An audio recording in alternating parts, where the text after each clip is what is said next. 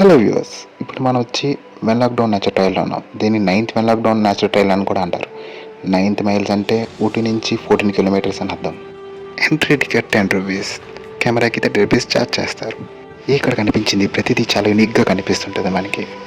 అక్కడ హిల్ చూసారు కదా, చాలా బ్యూటిఫుల్గా ఉంది. స్నేక్ షేప్లో మనకు రూట్ చేశారు. చాలా యూనిక్గా కనిపిస్తుంది మనకి ఆ ప్లేస్.